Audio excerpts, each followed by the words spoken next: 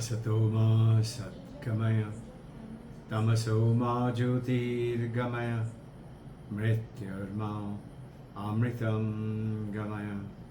Om Shanti Shanti Shanti. Jai Guru. Today we're going to talk a little bit about life and what share with you Vivekananda, to a great 10-year-old, maybe 12, just before he went off to Chicago, shared 4 essence of the entire Upanishads. He told Vachasakti Mitra when he was about 10 years or so, something. He said, these Upanishads are the essence of life. Must remember to read them in your life and make them your own. And let me tell you, there are 4 A's which are the essence of life. First is Abhaya. Don't be fearful of the world. What is happening to you and me? We think world is out there and we are separate. The world is separate from us and we are trying to control that world. The dams and the controlling from the wind and the windmills and creating energy, and we're trying to control by cutting trees and breaking mountains and making ores. And so Abhaya, that this universe is happening and you and I are a part of that universe. Be fearless. Second, he said Ahimsa. Don't find fault with anyone or talk about any fault with anyone. And the moment you stop finding fault with people, you will see the moment you find fault with people, you will see you get disconnected with yourself, because your attention now from within you, from you, your mind is gone to the other people because you're finding fault with them, and you're gone outwards now and picking up garbage like the dogs and the rats and the cats put their mouth into the garbage dump and eating from there. Can you and I imagine putting our mouth into the garbage dump and eating from there? But that's what we're doing when we find fault with people. So Vivekananda's words, Abhaya, Ahimsa, and then Asanga, all with A. Abhaya, Ahimsa, Asanga. Asanga is non-attachment.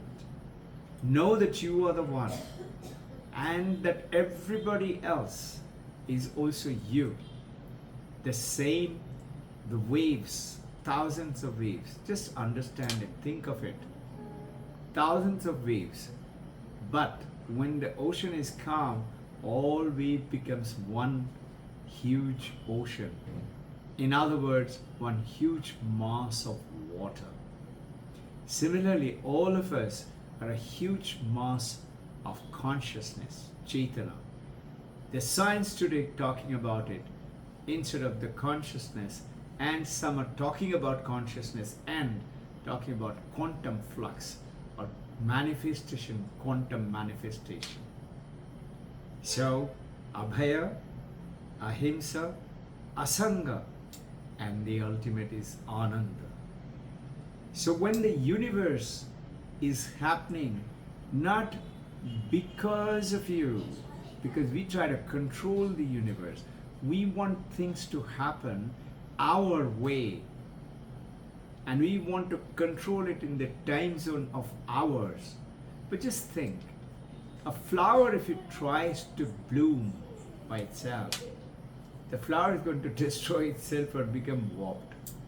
But the flower has to wait for the earth, for the water, the sunshine, the wind to nourish it, and then it would sweetly bloom. And thousands of flowers will bloom, meaning in abundance. And let people can take it. Have you ever thought flowers don't smell their own fragrance. The fruit trees do not eat their own fruit. The river doesn't drink its own water. This is what the nature is. It is for giving to people. But you and I are grabbing the world for ourselves. And this is how we are becoming separate from the universe and creating misery for ourselves. And not only that, we feel we are separate from the universe and we want to control the universe and make things happen during our time frame and not the universal time frame. Just imagine if the earth wants to rotate when it wants to rotate, if the sun wants to rise, if the moon wants to set the way when it wants to. Can you imagine the chaos? So the nature or this unified field, scientific words, or the existence, everything is existing. The existence has a wonderful power of when it is time, it will happen. The moment you and I align ourselves with that nature, then you will realize life is not happening to us. Life is happening because of us. Now science is telling, quantum mechanics, quantum physics is talking about, remember the Nobel laureates, this world is not real. It is because of us. We create the world by visualizing it, by seeing it with our five senses, brain and the mind, and with our consciousness, Chaitanya, we power the being a witness to the world. This, just imagine, you do not control the flow of the river. The river flow on its own. And when you try to control it by putting a dam, either it will fly, it will go into another way, and if you block every way, it's going to create tremendous pressure. The cloud in the sky doesn't object. The river, the ocean doesn't object if the waves or the bubble or the froths come up. It allows it to. It's a part of the nature. Meaning, we do not allow. We stand isolated ourselves and create misery and suffering for ourselves. Why? Because we think we are separate. How did it happen? The moment we put ourselves a name, a form, a function, Robbin Ghosh, I became separate from everybody else. And we align so strongly with this body and the mind, we stay separate. And we occlude our mind with thinking. The mind is a powerful instrument which is like an application, and it could do beautiful seeing of nature, the poetry, the problem solving, connecting to existence, being aware. Through the mind, we become aware. But if you leave it unmanaged, then it creates a great obstacle for you and me. It becomes like the cloud in the sky. If it continues to pass and you allow it to pass, like the thoughts in our mind, it's okay. But now, if we start looking at the past and make the past memory a monster by thinking about why did that happen to me? Why did she say that to me? Why did he do like that? Next time I'm going to say like this when he says like that. That thinking makes that cloud a thunderstorm and makes our life miserable. We should let it pass as it is passing. And all you need to do is just becoming silent and still. If we truly want to be successful and get whatever we want, whatever we have desires for or wish for, automatically align ourselves with the nature, with the time frame, the way it is happening, allow it to happen. Just like everything in the nature, it happens because there is a certain rhythm of the nature of the universe, and you and I are an integral part of that universe, not separate from it. The moment we feel oneness, we do. When we go to the mountain, beautiful scenery, we look at it as we are one with the nature. We feel so nice and happy. But if you go to, let's say, a huge ocean, slamming onto the breaks, the breakers, ocean breakers, and you're watching, you like the sound, you like to keep on getting mesmerized by the waves, but you do not feel that you're a part of that wave. Now if you look at those waves, next time when you go to an ocean and think that this is how exactly happening in your own mind, those thought waves and coming out and slamming into your mind and disturbing the hell out of you. The overthinking with our mind. We think that if we keep on thinking about it, and then it will make us wise, and we will become, attain great wisdom. No, it is apparently overthinking, apparently masquerading as intelligence. In reality, it is like compulsive noise. See, this is that energy. It takes away from our life, which is part of us and which is us. We are life and life is part of us. The immediacy, things which is supposed to happen, the way it is not wisdom. Overthinking is not wisdom. Worry is not wisdom. What are we doing? The past becomes a monster, which is the memory. Memory becomes monster. And future, beautiful potential, becomes worrisome, anxiety, trouble. What if it doesn't? Because we want to control it the way. So what do we need to do? Be with the nature. Be at peace and calmness. Remember, calmness is not passivity. It is not stagnation. Calmness is your strength, is the power, and you are ready to act. So calmly active, actively calm. Actively calm. I'm working, but I'm peaceful. Whether you're cooking, writing, reading, studying, being calm. Then you will find that overthinking is not going to entangle you, not going to become like a spider cob and take you into imaginary fear for future. Because you are confident. The tree is not scared that 10 days from today, what if I don't get water? Have you ever thought of it? The bird which wakes up in the morning chirping is not worried that if I go out, I will not get today food. And what if I don't get food? It just goes out and gets it. So action is certainly required for you and me. But action with a positive expectancy, with knowing this nature, universe, and we are not separate.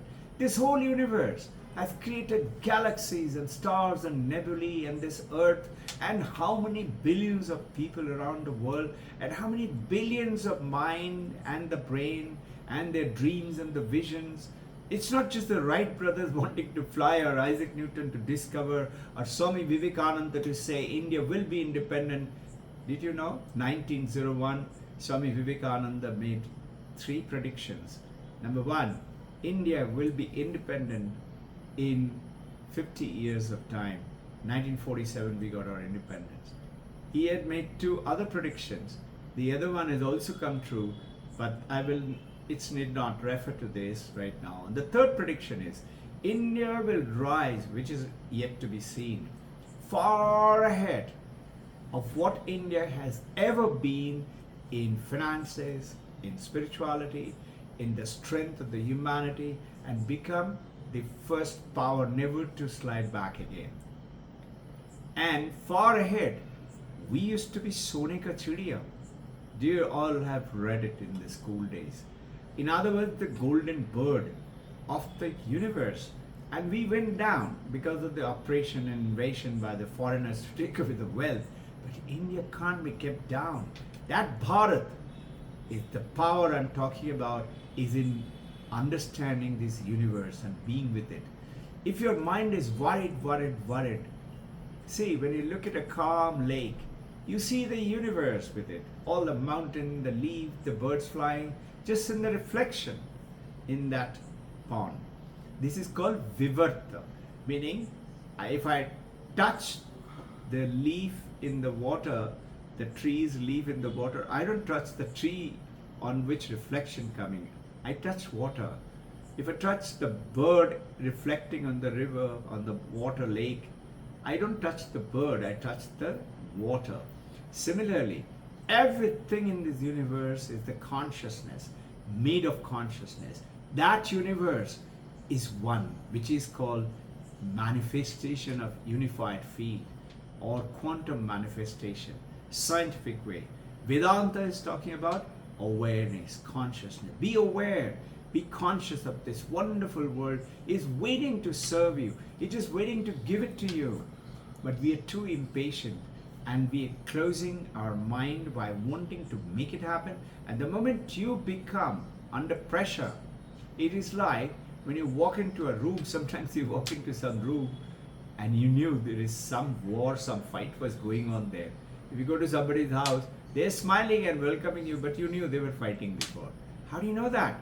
That is that energy you come to realize. Same way, if you go to a temple, even a church or a mosque, if it is pure, beautiful, which all temples are, churches are, you feel so calm and peaceful, good energy. And the negative energy is never negative but positive. But the energy utilized it for the wrong forces, like the nuclear power, is utilized it incorrectly. It creates a negative environment. That energy, if you try to create it negatively, it goes against you and becomes just like, supposing you hold somebody's hand and pull, that guy is going to pull back, resist. Same way, this unified manifestation field is ready to give it to you. Call it God, Ishwar, Allah, Christ, is ready to give it to us, provided we are in link, in sync, synchronization with the nature. And that's why we are always going outwards, because of our five senses, which is feeding the data from the outside, gathering, putting it to our brain, and brain to the mind, and mind is bubbling with thoughts and thoughts and thoughts, and we are going outwards. But we are not realizing that is the powerful, beautiful existence of something within us.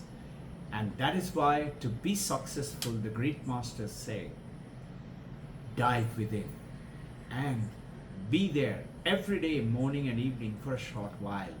And you will see that calmness will prevail. And you will have a smile on your face. You know, it is not happening right now. There is a mountain of obstruction or a challenge is coming to my life. You will not say, why me? You will say, this obstruction, this challenge is an invitation for me to go to the other side. Why? Because the success, the happiness lies on the other side. Then you are with the nature and wisdom. And have you realized, sometimes you think and you create something beautiful, a poetry, a painting, a write-up, or science, or some name you were not recollecting. And when you let go, when you relax, suddenly the name comes up to your mind, because you're calm. That's what happens with the calmness. You get connected to the universe. Everything is there in the universe. After all, where was the forces of gravity hiding? Was it inside the apple when Isaac Newton saw the apple fall? Or was it inside the earth, that when the apple fell and it hit the earth, a worm flew out and entered Isaac Newton's head? No, it was all in his head and all inside of him. And he just, that suggestion of the apple fall made him keep thinking. And that thinking was not like the worrisome thinking. It was a creativity. The thinking should become a positive, intended effort and not automatic effort. When you sit silently, quietly, let the thoughts flow in your meditation. Let it flow. Don't try to stop it. Don't try to hold on to it. Just watch. Slowly the mind will be under your control. And then you would want Now, you could see from that pond everything down there with clarity because it is crystal clear. But if I throw a stone, notice it creates ripple and you can't see the bottom anymore. Or if the water is muddy with thoughts, with our desires, we don't see what is within us. But tremendous possibilities there in this mind, which is actually created. Mind has been created to protect us, not to. When we want peace and happiness, we have to go beyond that mind. Mind is an instrument, as an application. You need to understand, become that calmness. And everybody can. Yes, you have to make the effort. So, welcome, just like the bird and the trees and the mountains and the wind and the sun. Life is happening. The wind is blowing, the river is flowing, sun is shining. Life is happening. Universe is not out there. We are not separate from the universe. You and I and the universe, we are one. Ekam Sat. Come, let's discuss more on this coming Sunday. Jai Guru.